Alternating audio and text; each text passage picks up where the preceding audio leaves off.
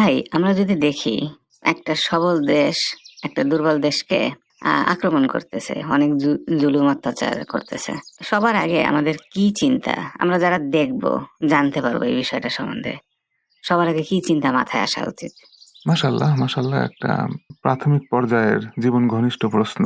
উম রাসেল, আল্লাহ, সবার আগে আল্লাহকে মাথায় আনতে হবে। তাহলে ভাই, আল্লাহ যদি আপনি কি সেন্সে বোঝাচ্ছেন? তাহলে আল্লাহ সবকিছু করতেছেন, আল্লাহর কাছ থেকে হুকুম আসছে, সেই জন্যই সব ঘটতেছে, এমনটা ভেবে কি ভালোভাবে নিয়ে নেব জাস্ট বিষয়টা, যে হ্যাঁ, আল্লাহ যেহেতু করতেছেন আমার চুপচাপ বসে থেকে?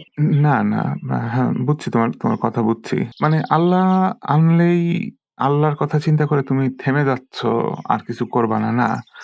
সবার আগে আল্লাহকে আনতেই হবে। আল্লাহর হুকুম ছাড়া, আল্লাহর পরিকল্পনা ছাড়া কিছুই ঘটতেছে না। এটা আনতে হবে। আর তোমার যেহেতু এত ভালো একটা সম্পর্ক আল্লাহর সাথে, যে তুমি খুব আল্লাহর স্মরণ করো, আল্লাহকে চিন্তা চেতনায় রাখো, কখনো ভুলে যাও না। এই যে একটা গুড সম্পর্কর কারণেই তো এমনটা হচ্ছে, তাই না? তো আল্লাহর সাথে একটা ভালো সম্পর্ক থাকার কারণে তুমি যে ঘটনাটা ঘটতেছে সেটা তুমি জানো দৃঢ়তার সাথে, আল্লাহর হুকুমে হচ্ছে, আল্লাহর পরিকল্পনা অনুযায়ী, বাস। আর এই ভালো সম্পর্কটা আল্লাহর সাথে থাকার কারণে সেই আল্লাহ তোমার কাছ থেকে কি আশা করেন, সেই আল্লাহ তোমাকে কি দায়িত্ব দিছেন, চিন্তাটা হয়ে যাওয়ার পর, তত্ত্বটা জানা হয়ে যাওয়ার পর, ভিতরে দৃঢ় বিশ্বাস আস্থা রাখার পর যে আল্লাহর হুকুমে ঘটনা ঘটতেছে, এটা হয়ে যাওয়ার পর এখন সেই আল্লাহর পরিষ্কার শিক্ষা দেওয়া আছে তোমার আমার দায়িত্ব পালনের ব্যাপারে, শুরু করে দিতে হবে। এক্স্যাক্টলি আল্লাহ যা বলছেন, যা আদেশ নিষেধ করছেন, যে ইনস্ট্রাকশন নিয়মাবলী দিছেন, এই ধরনের ঘটনা চোখের সামনে দেখলে আমাদের করণীয় কি, সেই গাইডলাইনের ভিতরে থেকে আল্লাহর আদেশ পালন করার উদ্দেশ্যে তুমি সমস্ত চেষ্টা শুরু করে দিবা। সমস্ত তোমার ক্ষমতার ভিতরে যা যা আল্লাহ দিছেন, রিজিক, আল্লাহর দেয়া রিজিক, এই রিজিক ব্যবহার করে তুমি সম্পূর্ণ চেষ্টা শুরু করে দেবা। সেটা যদি মুখে বুদ্ধি দিয়ে এর ভিতরে সীমাবদ্ধ হয়, তোমার আর কোনো ক্ষমতা নেই, তাহলে তাই। যদি হাত পা দিয়ে সহযোগিতা করতে পারো, টাকা পয়সা দিয়ে সহযোগিতা করতে পারো, যে যেভাবে সমস্ত বিষয়াদি, তোমার তো ওই পয়েন্ট থেকে তখন সাধ্য মতন চেষ্টা করতে হবে। এটা কখনো এমনটা হওয়া ঠিক না যে ওই প্রথমের সিনারিতে আল্লাহকে আনো নেই, শত্রুপক্ষ খারাপ, যে যে দেশকে বললা, যে অঞ্চল বললা, অথবা যে মানুষটা যাদের উপর জুলুম অত্যাচার করতেছে, তো একটা খারাপ দল দেখা যাচ্ছে, একটা ভিলেন, একটা খারাপ দল, আর নিরীহ অসহায় মানুষের একটা দল। এই খারাপ ভিলেন তাদের এরকম করতেছে দেখে এই অবস্থা হয়ে যাচ্ছে, আর নাহলে তারা কত ভালো থাকতো, কত সুখে শান্তিতে জীবনযাপন করতে পারতো, এই বিপদের মধ্যে তারা পড়তো না। এই সব জায়গায় যাওয়া যাবে না। তো যেটা বললাম, যে যেটা করা যাবে না তা হচ্ছে ওরকম জায়গায় যাওয়া যাবে না।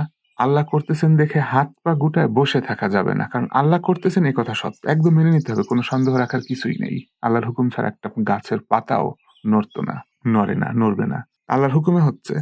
কিন্তু আল্লাহর হুকুম যে তোমার উপরও আছে, আল্লাহ যে তোমাকে আবার হুকুম দিয়ে রাখছেন যে তোমার করণীয় কি যখন এরকমটা দেখবা। তো এই পৃথিবীটা আল্লাহ স্পষ্ট করে জানায় দিলেন যে এটা একটা পরীক্ষার জন্য। একজন মানুষ যে মুখে বলবে যে সে আল্লাহতে বিশ্বাস করে, একজন মানুষকে যে স্বাধীনতা, পছন্দের স্বাধীনতা দিয়ে আল্লাহ তৈরি করছেন, সেই স্বাধীনতা দিয়ে দেখা হবে বিভিন্ন পরিস্থিতির ভেতর ফেলে, বিভিন্ন পরিস্থিতি তার সামনে উপস্থাপন করে, অনেক ধরনের যথেষ্ট আল্লাহর বুদ্ধি করে তৈরি করা পরীক্ষার উপকরণ, বিষয়বস্তু, কাজে যথেষ্ট বাস্তব, যথেষ্ট আহ হিসাব মিলাতে পারতেছি না, ভুলে যাব যে পরীক্ষা চলতেছে, মানে খুবই মানে জড়িত হয়ে যাব।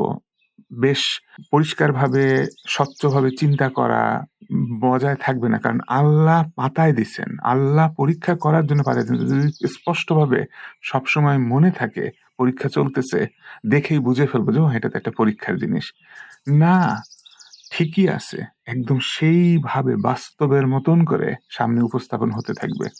যেটা হওয়ার সময় খুবই বাস্তবই, আসলে বাস্তবই। কিন্তু আল্লাহ ভিতরে তথ্য দিয়ে রাখছেন। আল্লাহ বলে রাখছেন যে, "আমি সাধ্যের অতিরিক্ত কাউকে কোনো বোঝা দিব না। এই পৃথিবীটা একটা ছলনার বস্তু। মানে যা কিছু দেখতেছি যতটা বাস্তব মনে করতেছি, অত বাস্তব না। এখানে একটু ছলনার ব্যাপার আছে।" পাতানো পরীক্ষা করার জন্য যে ঈমানটা ওই যে স্বাধীনতা দিয়ে বলা হইছিল, বেশ একটা দেখার বিষয়। আড়ালে, আড়ালে অদেখা ভুবনে আড়ালে আমাদের দৃষ্টির আড়ালে বোঝার আড়ালে চলতেছে, ঘটতেছে। তো পরীক্ষা করার জন্য আল্লাহ বিভিন্ন সিচুয়েশন সিনারি আমাদের সামনে দিবেন এবং যখন দিবেন তখন বুঝতে না পারারই কথা, ভুলে যাওয়ারই কথা যে আমার আসল প্রকৃতি যেন কি, এখানে কেন যেন পাঠানো হয়েছিল।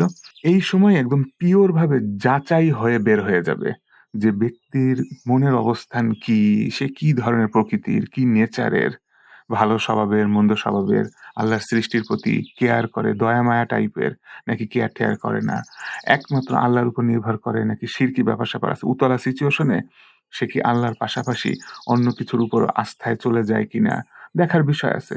তো এ একদম পিওর ভাবে বের হয়ে আসবে।